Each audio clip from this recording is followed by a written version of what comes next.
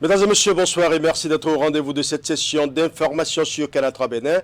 Voici les titres du journal. Les démocrates iront aux élections législatives de janvier 2023. Vous le savez déjà, le parti politique a été repêché de justesse par la Cour constitutionnelle grâce à un recours déposé auprès de la haute juridiction. Cette décision de la Cour constitutionnelle continue de susciter beaucoup d'encre et de salive au sein de l'opinion publique. Et pour les analystes politiques comme Joël Ataï-Guédégbé, cette décision de la haute juridiction dénote d'une clairvoyance qu'il faut saluer. Vous suivrez ces explications dans ce journal. Nous parlerons également de la 29e journée mondiale du souvenir des victimes de la route, un événement célébré ce week-end par l'organisation non gouvernementale Handicap International. Le thème retenu cette année est « Justice avec une incidence sur les assurances ». Les détails dans un instant. Nous parlerons également de protection de l'environnement avec l'association Engagement et Action Sociale qui a tenu une rencontre avec les enfants de plusieurs écoles. Il était question pour l'association d'entretenir les enfants sur leurs droits et devoirs, puis l'importance de protéger l'environnement. Organisée donc à Cotonou avec le soutien du Fonds des Nations Unies pour l'enfance, la rencontre s'est tenue à quelques heures de la Journée mondiale des droits de l'enfant célébrée ce dimanche 20 novembre 2022. Voilà pour les titres. Mesdames et messieurs, merci d'avoir choisi Canal 3 Bénin pour vous informer. La décision de la Cour constitutionnelle continue de susciter beaucoup d'encre et de salive. Les démocrates iront aux élections. Cette décision de la haute juridiction est diversement appréciée au sein de l'opinion publique. Pour des analystes politiques comme Joël Ataï-Guédégbé, c'est une décision de la Cour constitutionnelle qui relance le parti Les démocrates dans la machine électorale des législatives 2023. Et cette décision est à saluer. Il apprécie d'ailleurs la clairvoyance dont l'institution a fait montre dans sa prise de décision. Suivons ces explications. Joël Ataï-Guédégbé, avec ce que nous avons vu, ce feuilleton aux multiples épisodes. Non, il faut qui ne se féliciterait pas des circonstances qui adviennent sous nos yeux. Et je vois le bloc républicain, les démocrates, qui sont a priori de tendance opposée, mais qui devisent sous le sceau des lois de la République de manière civilisée. Et donc qui donne à ce pays l'espoir que le choix, qu'il y aura un choix que chacun pourra choisir selon sa convenance, selon sa vision. Il serait réellement désobligeant de ne pas reconnaître le mérite des organes de gestion des élections qui ont pris le temps de donner leur pleine mesure. Et malgré quelques insuffisances, malgré quelques tergiversations, mais au moment de trancher, par exemple, le juge du contentieux a fait réellement œuvre de juge de paix. Et même s'il faut juger en droit, on ne doit pas oublier que la Cour constitutionnelle est juge de la régularité ou doit participer de la régularité, et non seulement des lois, mais du fonctionnement des pouvoirs. Et en cela, réellement, nous sommes réconciliés avec nous-mêmes. Oui. Nouré Nouachadé, vice-président du Parti Les démocrates, repêché par la Cour constitutionnelle dans le cadre des législatives de janvier 2023, était également l'invité de notre émission Actu Matin de ce lundi. Plusieurs défis attendent d'être relevés par cette formation politique et restée longtemps à la touche aux rendez-vous électoraux. Voici ce que répond le vice-président du parti. Longtemps, on est resté à la touche, on n'est pas allé aux élections. Et on a vu le taux de participation des élections passées. Nous avons, le premier défi pour nous, c'est d'amener les Béninois aux urnes. De faire tout possible pour que les Béninois retournent aux urnes. Le deuxième défi, c'est d'avoir la majorité à l'Assemblée nationale. Et nous sommes sur la voie, nous voulons lever ce défi-là. Nous voulons montrer que le parti Les démocrates peut changer les choses dans le pays. Vous avez donc appris de vos erreurs? Non, pas de nos erreurs. Nous avons transcendé les obstacles. Nous avons transcendé les chicaneries et nous sommes aujourd'hui aux élections. Et le peuple en est fier. Nous voulons aller et ramener les Béninois aux élections. Donc, ceci dit, le visage ou l'image que nous projetons, c'est nous sommes restés constants à nous-mêmes. Nous sommes de l'opposition à la gouvernance d'aujourd'hui. Et nous nous voulons apporter une alternative à ce qui se fait aujourd'hui. C'est l'image que nous projetons, nous avons projeté, et c'est l'image que nous continuons de projeter. Et justement, on n'a pas encore vu votre liste publiée. Qu'est-ce que vous attendez? Elle sera publiée aujourd'hui. Aujourd'hui. On attendait qu'on ait le récépissé définitif. C'est depuis samedi, ça? Oui, oui, mais elle sera publiée aujourd'hui. Attendez seulement, vous l'avez. D'accord. Voilà, c'était à l'instant les explications de Nouré Nouatiari, vice-président du parti Les Démocrates. Dans un tout autre registre de l'actualité nationale, malgré sa proximité avec la ville de Cotonou, le quartier Agblongandan, dans la commune de Semekpodi, manque pratiquement de tout en matière d'infrastructure. Ceux qui y vivent veulent bien voir les choses changer et c'est d'ailleurs pour cette raison qu'ils travaillent et ils ont mis en place une association de développement dénommée Association de développement du quartier d'Agblongandan. L'association a été portée sur les fonds baptismaux ce week-end. Le point dans ce reportage. Une raison fondamentale sous-tend cette assemblée générale des fils et filles du quartier Agblongandan, chef-lieu de l'arrondissement d'Agblongandan, commune de Semekpodi. Mettre en place la toute première association fédératrice de toutes les forces vives du quartier pour parler des questions de développement de leur localité. Agblongandan, malgré sa proximité avec la métropole Cotonou, manque de tout en matière d'infrastructures socio-communautaires. L'initiative de ce creuset, dénommée Association de développement du quartier Agblongandan, a donc germé pour travailler à changer les choses. La volonté de ce creuset est née de deux insatisfactions. La première, les travaux de lotissement et de recasement ont pris fin depuis près d'une vingtaine d'années. Et cependant, il y a des besoins basiques qui sont restés non satisfaits. Et nous avons compris qu'avec une association de développement, nous pouvons créer le cadre aussi bien humain et juridique capable de porter haut nos aspirations et de trouver solutions auprès des autorités à divers niveaux.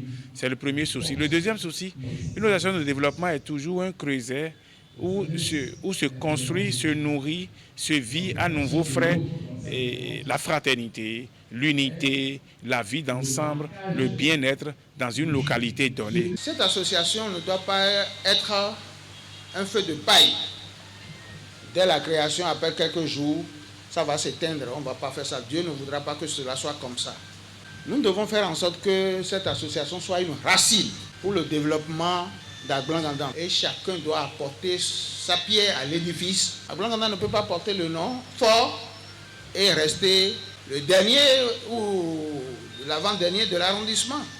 Pour conduire l'association, l'Assemblée générale a élu un bureau de 13 membres. Il est présidé par Eloja Kodjetin, avec Monia Roussou au secrétariat général et Brice Tandji chargé de l'information. Les défis à relever sont nombreux et les résidents du quartier font totale confiance au bureau élu pour faire bouger les lignes dans le sens du développement du quartier. C'est une jarre trouée. Il faut que chaque fils et chaque fille de notre localité apporte cette voix pour fermer ces différents trous-là. Donc, nous devons nous battre pour permettre à notre quartier, Agblongandan, de quitter la situation dans laquelle elle se retrouve aujourd'hui. Dans le village d'Agblongandan, nous avons besoin de beaucoup de choses. Le village d'Agblongandan n'a pas son école. Et c'est vrai, il y a notre centre de santé qui est là. Mais on doit doter de beaucoup de matériaux. Et il y a aussi la maison des jeunes du village d'Agblongandan qui est là, qu'on doit réfectionner. Il y a les voies qui sont en mauvais état.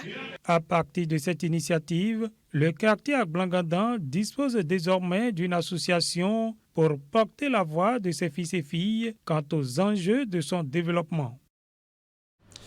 Parlons à présent de la tournée statutaire du préfet du Zou dans les communes sous tutelle. L'exercice vise à s'imprégner des réalités sur le terrain, mais aussi et surtout de partager avec les acteurs rencontrés les innovations contenues dans les réformes structurelles opérées en vue de l'amélioration de la qualité de la gouvernance dans les localités.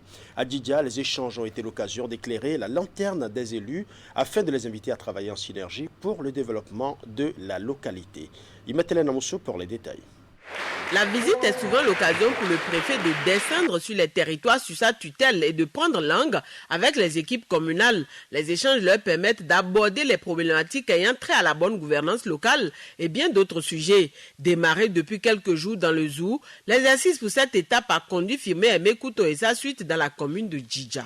Un débat public sera mené afin d'éclairer nos populations et permettra à la suite le développement et l'engagement de tout un chacun. Sur ce, je vous demande de bien vouloir prêter l'oreille à tout ce qui sera dit, surtout à nos élus locaux.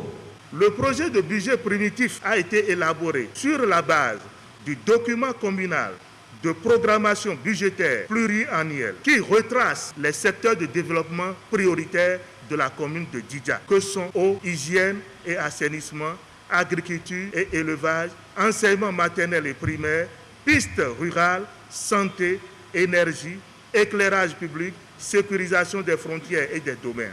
Organisée au moins une fois par an, la tournée statutaire des préfets est encadrée par les dispositions de l'article 281 de la loi numéro 2021-14 du 20 décembre 2021 portant Code de l'administration territoriale en République du Bénin. Pour le préfet du Zou, cette descente à Djidja a été l'occasion de revenir sur les innovations contenues dans les réformes structurelles opérées dans le secteur de la décentralisation. L'autre point non moins important à aborder est la question de la mobilisation des ressources propres des communes. La rationalisation des dépenses dont nous rêvons, la mobilisation subséquente des ressources dont nous rêvons, doit pouvoir vous aider à faciliter la vie à vos mandants. Parce que c'est des gens qui vous ont désigné pour être leur porte-parole. Et vous savez qu'il y a des problèmes. Si nous n'arrivons pas encore à résoudre tous les problèmes, avouons que ce n'est pas défaut de moyens. Le secrétaire exécutif est institutionnellement placé sous l'autorité du maire, sauf pour ce qui concerne ses attributions propres. La loi a également cité ses attributions propres. Si je résume, c'est essentiellement les actes de gestion. On dit que c'est lui qui gère les ressources humaines, les ressources financières, les ressources matérielles. C'est lui qui gère les patrimoines de la mairie. Et ce n'est pas qu'on lui a donné ce pouvoir pour qu'il soit au-dessus, non, du conseil communal, mais qu'il ait les moyens de mettre en œuvre vos résolutions. Qu'il ait les moyens de mettre en œuvre les décisions que vous avez prises lors des différentes sessions. Dans son adresse, l'autorité a aussi expliqué le rôle, en plus des attributions du secrétaire exécutif, dans la délégation du préfet pour cette tournée statutaire. On pouvait noter la présence des chefs services déconcentrés et responsables, cadres techniques et administratifs. Leur contribution a permis d'enrichir les débats, notamment ceux concernant les projets et programmes de développement. Je l'annonçais en titre, l'organisation non gouvernementale Handicap International a célébré ce dimanche la 29e journée mondiale du souvenir des victimes de la route. Le thème de cette année, justice avec une incidence sur les assurances, a réuni les acteurs publics et ceux de la société civile œuvrant pour la sécurité routière au Bénin. Les manifestations officielles ont eu lieu à Cotonou. William Cléquin pour les détails. Souvenir, soutenir et agir. C'est à ce cri de cœur scandé que les organisations de la société civile œuvrant pour la sécurité routière ont arpenté les rues de Cotonou pour arriver au point de chute.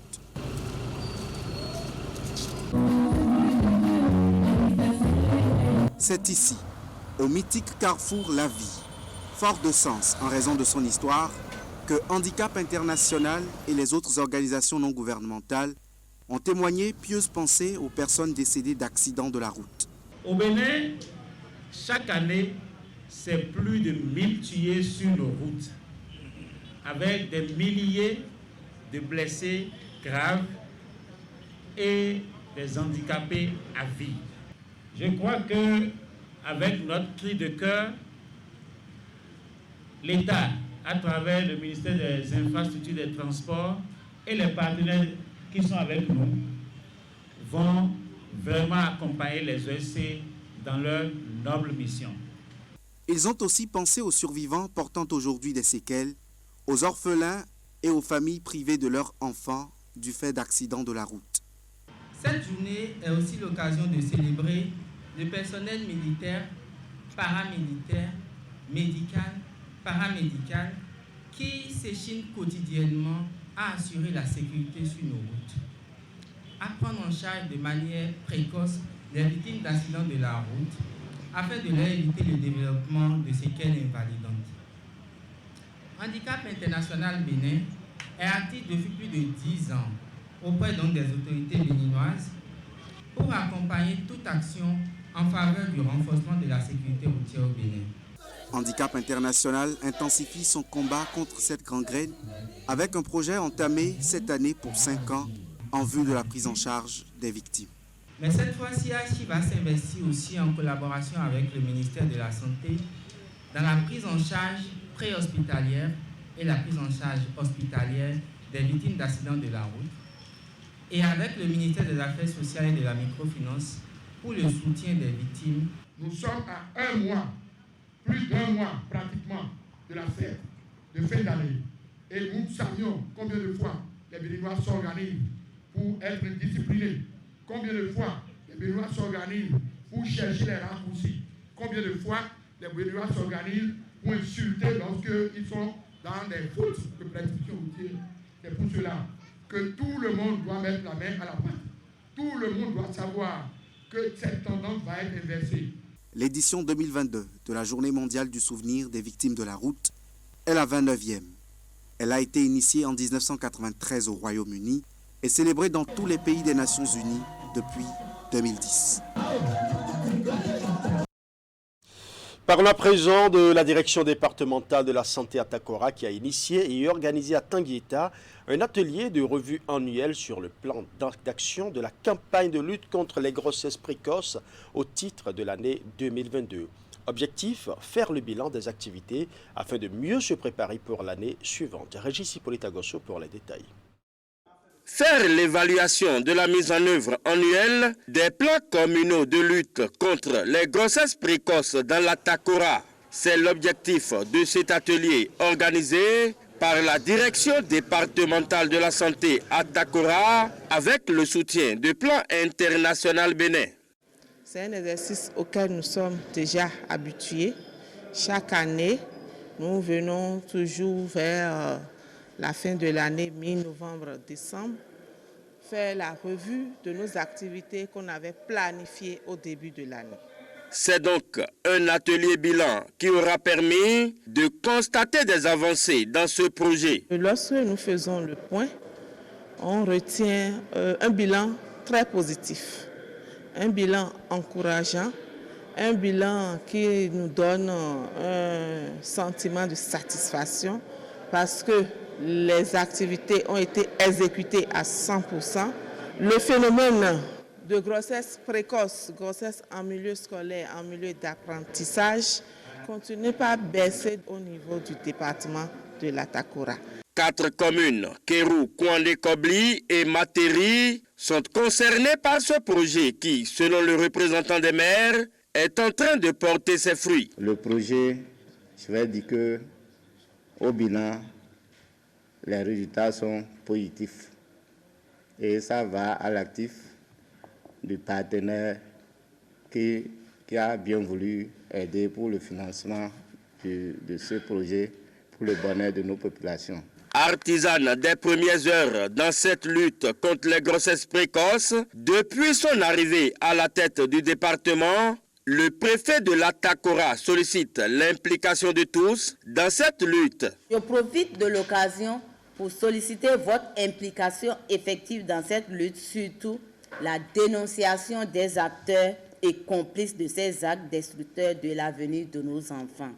C'est pourquoi chacun doit avoir le courage de dire non et dénoncer pour une application rigoureuse des tests. Je renouvelle ma sincère gratitude à Plan international Bénin et à tous les acteurs engagés dans ce combat pour l'avenir de nos filles. Pour la direction départementale de la santé à Takora, l'objectif de cette initiative est atteint et les efforts seront maintenus afin que dans la Takora en général et dans les communes ciblées en particulier, le phénomène de grossesse précoce finisse peu à peu. Nous allons à présent faire un zoom sur la cérémonie de récompense des apprenants de Semekpoji qui se sont distingués lors des examens nationaux du CEP, BEPC et baccalauréat. C'est une initiative de l'ONG Promo Éducation et Loisirs de Gabin-Idou. Cette année, ce sont 35 élèves et écoliers parmi les plus méritants qui ont été honorés. La cérémonie de remise des prix s'est déroulée à la Maison des Jeunes de Semekpoji. Nous allons suivre. Ces remises de motos, d'ordinateurs portables et de kits scolaires consacrent la 17e édition de remise de prix aux meilleurs élèves aux différents examens dans la commune de Semekpoji. Cet acte de grande générosité est accompli par l'ONG Promo Éducation et Loisirs de Gabin-Idou qui, comme par le passé, récompense les efforts consentis par les écoliers et élèves les plus méritants. Une manière de célébrer l'excellence et susciter l'émulation. Cette fois-ci, ils sont au total 35 lauréats qui ont été honorés, dont 15 au CEP, 10 au BPC et 10 au BAC. L'objectif de cette cérémonie, c'est d'encourager les meilleurs élèves au CEP, BPC, BAC, de les motiver et de les amener à toujours garder les lampes allumées par rapport à leur travail. Tout en le faisant, c'est pour que ceux-là puissent constituer un exemple, un repère et également une référence pour leurs frères et sœurs qui se préparent aussi à aller à l'examen, pour que ceux-là sachent que quand on travaille bien, on est récompensé, on reçoit de motos, on reçoit d'ordinateurs, on reçoit des télévisions écran plasma, des fournitures scolaires, des kits scolaires de la part de l'ONG Promo Éducation et Loisirs. Et en dehors également de ces remises de prix pour les lauréats au CPBPC BAC, nous avons remis des trophées aux établissements travailleurs qui ont brillé par leurs résultats et qui ont donné également de très bons lauréats et qui sont présentement dans les écoles universitaires, qui sont présentement dans les lycées militaires du Bénin, les lycées militaires du Togo, les lycées militaires du Sénégal. En dehors de la célébration de l'excellence, Gabin-Idou et son ONG Promo Éducation Loisirs sont constamment aux côtés des apprenants de Semekpoji dans la préparation des différents examens. Des efforts qui sont salués par apprenants et promoteurs d'écoles. Merci au président de l'ONG Promo Éducation et Loisirs, Gabin-Idou, qui se débat et se rebat pour que la promotion de l'excellence soit effective. Vous êtes un homme qui fait beaucoup pour la jeunesse à travers les jeux concours de culture générale et de génie en herbe, les manifestations culturelles et artistiques, des vacances, les examens blancs communaux, les excursions et les colonies de vacances à Accra, sans oublier la distribution des kits scolaires aux enfants démunis et orphelins. Je voudrais que cette cérémonie soit pérennisée et que nous arrivons à aider le promoteur, la bonne volonté vienne l'aider pour que cette cérémonie soit continuelle, que cela se passe ainsi d'année en année. Infatigable artisan de la promotion de l'excellence, Gabin-Idou invite les candidats aux différents examens nationaux à venir à prendre exemple sur les lauréats du jour. Troisième édition de la Nuit des managers, le Conseil national du patronat du Bénin a renoué avec la mobilisation des responsables d'entreprise en vue de leur permettre de passer d'excellents moments. Le thème qui mobilise les attentions à ce rendez-vous cette année est intitulé « Managers, acteurs et leviers de développement ». La célébration a eu lieu vendredi dernier. Teddy Goudalo pour plus de précisions. Sur scène, l'artiste Domitok en prestation live sur les sonorités de l'orchestre Black Santiago. À ce rendez-vous de l'édition 2022 de la Nuit des managers, plusieurs responsables d'entreprises privées comme publiques. La manifestation festive est initiée par le Conseil national du patronat du Bénin avec l'accompagnement de la Chambre de commerce et d'industrie du Bénin en vue de permettre aux managers d'entreprise de passer d'agréables moments. Le CNP Bénin est une organisation patronale qui regroupe les entreprises et les accompagne à travers le leadership participatif et le plaidoyer. C'est un cadre de concertation multisectorielle, de conquête et de partage d'informations stratégiques. gage d'unité, de proposition et de prospection du partenariat gagnant-gagnant, notre commune organisation s'emploie à se déployer pour plus de cohésion d'action du secteur privé au plan national. La nuit des managers est à sa 3e édition. La dernière date de 2016 en raison de plusieurs entraves indépendantes de la volonté du CNP Bénin. Le thème central de cette édition, manager, acteur et levier de développement, place au cœur du développement socio-économique le Bénin.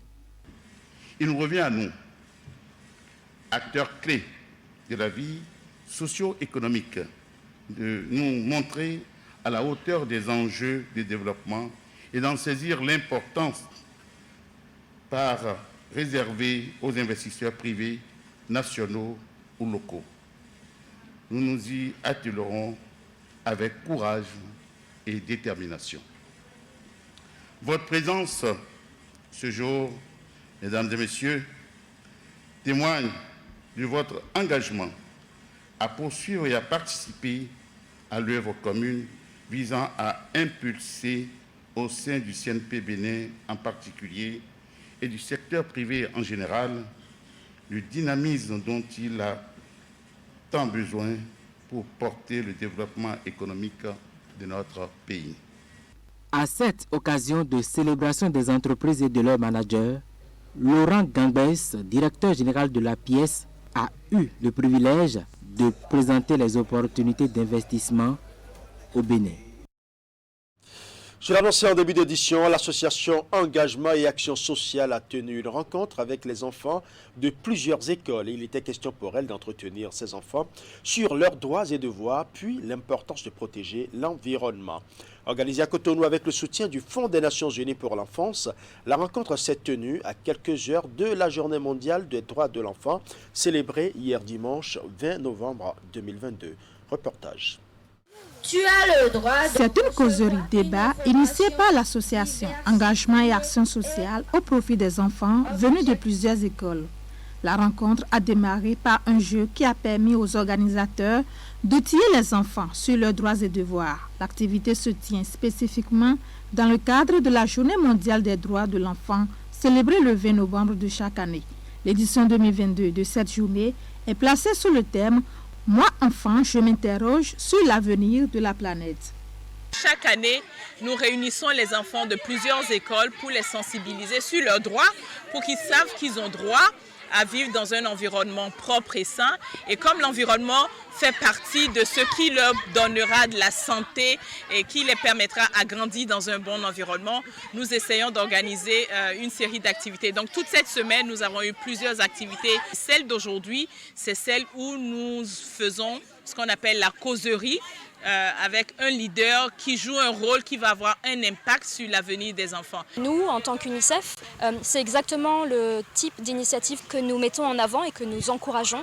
C'est vraiment ce dialogue, cette opportunité privilégiée de dialogue entre les enfants et les autorités, les décideurs, sur des questions qui leur tiennent à cœur. Et on a pu voir que les enfants sont très préoccupés par la question de l'environnement, la préservation de la nature. Et après cette première étape de la causerie débat consacrée aux droits et devoirs des enfants, place aux échanges avec le ministre du Cadre de vie et du Développement durable venu en soutien à l'activité. Les différentes thématiques abordées à cette phase sont relatives à la protection de l'environnement, aux lois et actions entreprises par le gouvernement béninois dans ce sens.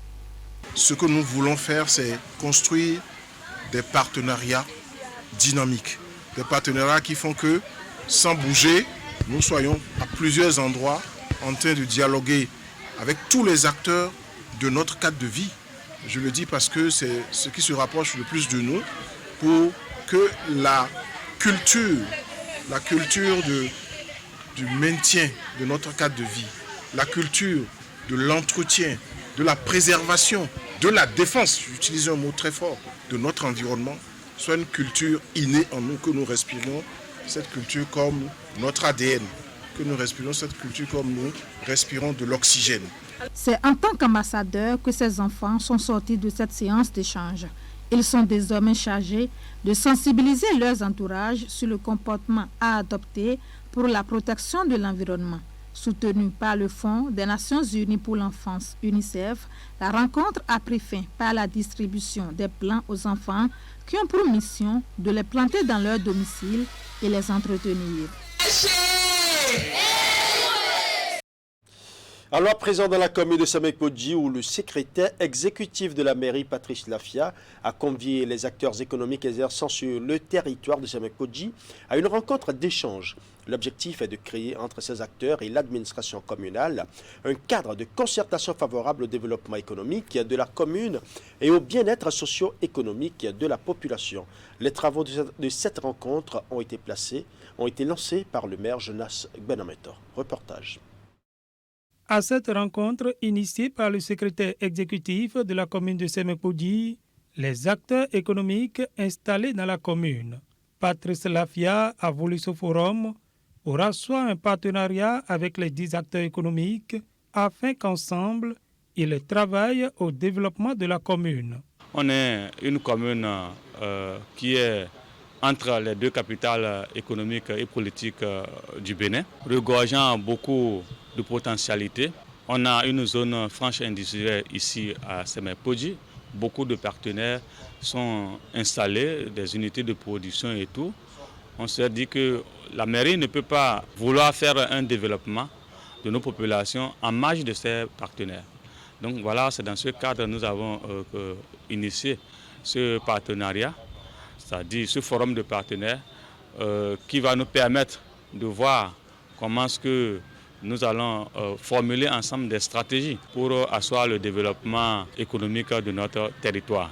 Cette initiative est fortement appuyée par le maire Jonas Benametor qui entrevoit un partenariat bénéfique et pour la commune et pour les acteurs économiques qui y exercent. Chers opérateurs économiques, il s'agit de créer un cadre d'échange fructueux, bénéfique pour l'un et pour l'autre. Il s'agit de créer un cadre qui vous propulse devant les populations comme des gens capables non seulement de faire des bénéfices, parce que c'est là votre existence, mais capables aussi de s'occuper de l'humain, comme le font déjà certaines personnes. Au terme des échanges, les acteurs économiques comprennent au mieux la vision économique des responsables de la commune de Semekpodji et entendent jouer leur partition pour l'épanouissement des populations. L'initiative est fort louable. Nous saluons d'ailleurs l'initiative du secrétaire exécutif que nous constatons très dynamique et que nous souhaitons bon vent. Aussi le maire. Et nous souhaitons que ce ne soit pas des paroles, des écrits qui vont rester dans des tiroirs ou qui vont rester dans nos gorges et que rien soit fait. Pour la responsabilité sociétale que nous avons vis-à-vis de la commune, de la population qui nous entoure. Donc nous avons besoin de leur écoute pour pouvoir présenter nos doléances et voir comment l'administration peut nous accompagner dans le développement de notre activité qui va rejaillir également sur la population qui nous entoure. À partir de cette initiative, la commune de Semekpodji dispose désormais d'un cadre de concertation où acteurs économiques et administration communale se donnent la main pour impulser le développement de la commune. Sport à présent, l'exploit des filles du CEG de Kobli au tournoi qualificatif de l'UFOAB continue de susciter admiration sur l'ensemble du territoire national. Après avoir défendu vaillamment les couleurs nationales en terre ivoirienne, ces championnes de retour dans la Takora ont été accueillies en grande pompe à Nati Tengu. Initiative de la préfecture de Nati Tengu en collaboration avec l'association Les Championnes de la Takora avec l'appui financier de Plan International Bénin. Nous allons suivre. Après leur sacre au championnat scolaire ouest-africain organisé en Côte d'Ivoire, voici les braves championnes du CEG de Kobli, accueillis en héros par les autorités à divers niveaux de la place, à ce légendaire carrefour Kaba situé à l'entrée sud de Nati Tengu. L'instant d'un accueil des grands jours, et ces vaillantes filles vont entamer une caravane motorisée à travers la cité de Nanto pour une parade de vainqueurs afin de célébrer leur victoire.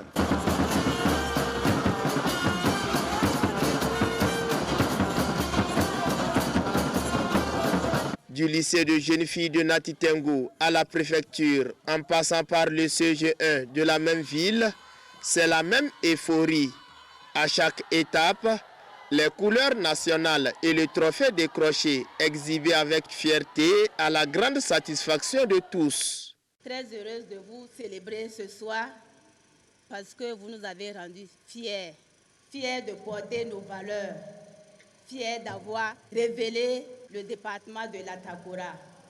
Depuis quelques moments, quand on dit Atakora, les gens voient en même temps le terrorisme. Non, il y a le sport, il y a des filles, il y a des championnes dans l'Atakora. Alors vous voilà au Bercail ce soir. Je voudrais vous inviter à ne pas tomber dans le piège de l'illusion de la célébrité. Merci Plan, merci pour tout ce que vous avez pu faire pour nos filles. Cette victoire est le couronnement de la volonté du gouvernement pour faire du football féminin un levier de développement. Aux côtés de l'État central, Plan International Bénin qui a initié plusieurs projets innovants pour la promotion et l'épanouissement des filles. Depuis 2017, nous avons eu 3 projets successifs. Nous avons le projet de leadership féminin, nous avons eu le projet Impactel et enfin le projet Championne. C'est au moment où nous avons le projet Championne que les championnes sont revenues de la Côte d'Ivoire. Applaudissez pour elles. Nous sommes très fiers de ce parcours et cela a été possible grâce au leadership transformationnel et de qualité de Madame le Préfet. Donc je voudrais que vous saluiez très fort ici. Je voudrais aussi dédier cette victoire aux filles invisibles, oui, qui sont dans nos communautés. Bravo à nos filles, bravo aux parents aussi, et tous ceux qui ont accompagné, sans oublier Plan Bénin 2017-2018, et aujourd'hui, le fruit est là. Nous tendons encore la main, il y a d'autres jeunes filles. Passé ce temps d'euphorie, ces désormais représentantes de l'Afrique de l'Ouest devront penser à la phase continentale du championnat scolaire prévu en 2023 au Maroc. Sport toujours, la Ligue régionale de volleyball du Borgou et de la Liborie enregistre une nouvelle association en son sein. Il s'agit de l'AS Lynx. L'association a été portée sur les fonds baptismaux ce samedi 19 novembre 2022 à l'issue d'une assemblée générale constitutive qui a eu pour cadre la salle des fêtes de la mairie de Parakou. À l'occasion, un bureau exécutif de 10 membres a été mis sur pied avec pour objectif promouvoir le volleyball à la base. Jacques Degbé. C'est un bureau exécutif constitué de 10 membres qui conduira la destinée de l'association sportive Lens. Nouvellement portée sur les fonds baptismaux, l'association est présidée par Eric Kondete, élu avec 22 voix sur un total de 28 votants. Elle vise à promouvoir le volleyball à la base. L'objectif de cette association,